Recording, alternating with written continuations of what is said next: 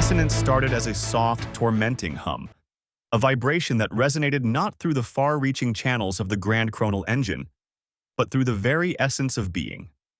High Seeress Celeste Aethelred, immersed in meditation in the peaceful temporal gardens of the Order of Aevum Providence, was the first to sense it. A disturbing, unnatural tremor in the sacred Chronal Flow, akin to a single, prolonged, off-key note in the universe's majestic symphony. She opened her captivating green eyes, which were typically calm but now filled with worry. The fragile, time-frozen flowers surrounding her, normally in a constant state of bloom, trembled slightly, their petals quivering with an invisible anxiety. "Brother Malachi," she said, her voice steady yet clear, echoing through the tranquil garden. "the river is in distress." Brother Malachi Veridius was bent over an ancient self-updating chronal text in the nearby scriptorium when he looked up, his glasses sliding down his nose. His instruments, usually used for charting historical resonance, had started to emit a unique and painful temporal signature. The humming bell on his desk, a gift from a distant merchant, was vibrating erratically. "High Seeress," he said, his voice unusually strained. "My resonance readers are showing a widespread causal dissonance, a harmonic imbalance. It's unlike anything documented in the Aevum archives. The threads of time seem to be unraveling." Before Malachi could explain further about this temporal disturbance, Sister Lyra Quintus rushed into the scriptorium. Her usual graceful movements were replaced by a hurried, almost frantic pace. Her normally calm face was marked with deep distress, her eyes wide with shared agony. "High Seeress, Brother Malachi, the Flickerkin. Their suffering has amplified tenfold. Little Pip is caught in a loop of pure terror, his laughter mingling with a chilling, fractured sob. And the unmoored scholar's pronouncements are a cacophony of agony, his words a storm of disjointed moments." She wrung her hands, her voice thick with emotion. "They are overwhelmed by the dissonance. We must act. Their pain, it's unbearable." Celeste stood up, her silver-white hair cascading around her like a timeless mist. She moved with a calm, purposeful elegance toward Lyra, her eyes filled with both compassion and determination. "The source," she declared with a steady voice. "Malachi, locate where it's coming from. Lyra, organize the Flickerkin who are stable enough to be relocated. We will take them to the central harmonization chamber. Their pain will not be for nothing. It will direct our mission. Their suffering serves as a light, highlighting the wound in the river." Driven by Lyra's intense urgency, Malachi worked with an unusual and frantic speed.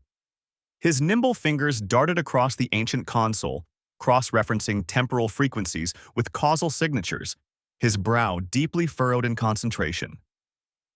"The epicenter," he declared gravely, his voice a low rumble. "is located beneath the newly expanded industrial district, Borough 9. An ancient, overlooked temporal node is there, vibrating erratically and causing this dissonance. It might have been awakened by the recent deep earth construction in that area." He hesitated, a hint of intellectual doubt flickering across his face. "A mechanical disturbance, then. Can a spiritual intervention truly fix what a physical force has caused?" Celeste met his gaze, calm and steady. "Brother, the physical and the spiritual are merely two sides of the same truth. A wound in the earth can trigger a tremor in the soul, just as a discord in the soul can result in a fracture in time. This isn't just a mechanical problem. It's a wound in the very soul of the timeline. We need a causal harmonization ritual to restore balance, not just treat a symptom." Malachi nodded slowly, his academic doubt giving way to the High Seeress's calm assurance. Meanwhile, Lyra moved with intent, making her way to the Flickerkin sanctuaries. "Get the chamber ready, brother," Celeste directed Malachi. "Bring the scrolls of the first attunement. Lyra, make sure the Flickerkin are as comfortable as possible. We will start at the next solar zenith. The river is summoning its healers."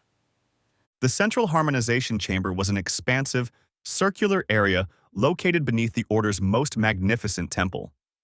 The walls were adorned with ancient chronal blessings, their complex designs emitting a faint glow. At the center, a large polished altar made of brass and crystal emitted a gentle, internal radiance. Lyra, looking pale yet resolute, carefully led the most stable Flickerkin, among them the Whispering Shade and Little Pip, into a secure inner circle. Their flickering presence vividly highlighted the importance of the situation. She placed her hands on the transparent temporal barrier that shielded them, whispering soothing words, her empathy serving as a palpable form of protection. The air thickened with the aroma of incense, a blend of ancient herbs and the sharp taste of temporal energy. Malachi, his brow furrowed in deep concentration, started reciting verses from the scrolls of the first attunement. His voice, typically gentle, now rang out with unexpected strength and clarity. With the careful movements of a scholar, he activated the altar's chronal resonators and adjusted the spiritual frequencies, making sure the ritual wouldn't cause unintended damage. He battled intellectual doubt with all his might, converting ancient beliefs into exact actions. Celeste stood at the altar with her arms extended, serving as a vessel for the Order's combined spiritual energy. Normally composed, her face now showed signs of strain, sweat beads forming on her forehead. The dissonance now coursing through the chamber was a torturous, piercing whine that seemed capable of tearing apart the atmosphere, a chaotic symphony of temporal torment. Lyra stood close to the Flickerkin, eyes shut tight as she concentrated her profound empathy. She pressed her hands firmly against the barrier, attempting to channel their anguish and fragmented lives into the ritual. Acting as a living conduit, she absorbed the chaotic dissonance, allowing it to flow through her in the hope that Celeste's guiding will would harmonize it. She endured the physical pain and the disorienting bursts of fractured time that threatened to engulf her. The discord reached its height. The crystals within the chamber throbbed unpredictably, on the brink of shattering. The chanting of the Order members encircling the room became tense, their voices quivering. Malachi's voice stumbled as his hands shook, a wave of temporal nausea engulfing him, his academic mind battling the overpowering disorder. Lyra cried out, nearly collapsing under the immense suffering of the Flickerkin and the intense temporal chaos. Even Celeste's calm demeanor wavered, a hint of uncertainty flashing in her emerald eyes. The river. It's pushing back. Malachi exclaimed, gripping his head, his voice filled with strain from the exertion.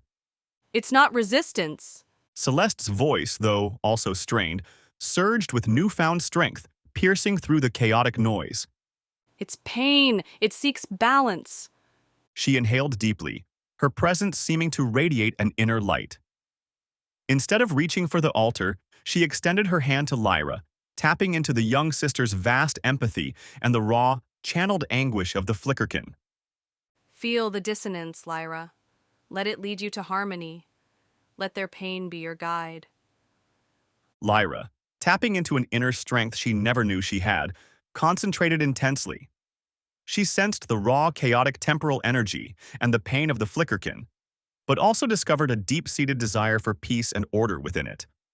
She harnessed this and directed it back to Celeste as a pure stream of empathetic intent. Then, something extraordinary happened. The Flickerkin, influenced by Lyra's empathy, instinctively responded. Little Pip's frantic laughter mellowed into a calm, steady chuckle. The unmoored scholar's scattered murmurs unified into a single, clear, meaningful word. Harmony. The discordant sounds in the chamber dissolved, giving way to a deep, soothing tranquility. The shrill noise disappeared, replaced by a warm, enduring hum, a flawless, continuous tone in the symphony of causality. The crystals emitted a consistent, golden glow. Fatigue enveloped them. Lyra staggered, supported by Malachi, who had regained his composure despite his pallor. Celeste leaned heavily against the altar, looking both pale and victorious. The node was stable. The Flickerkin, although not healed, were at peace, with some showing slight signs of improvement, reduced flickering and brief moments of clarity. Celeste glanced at Malachi and Lyra, her eyes reflecting deep respect. While the Royal Horologic Society might map the river's path, it is our duty, as the Order, to preserve the authenticity of its melody. Sometimes, my brother and sister, She said gently, her voice rich with quiet insight, The most profound truths are experienced, not just measured.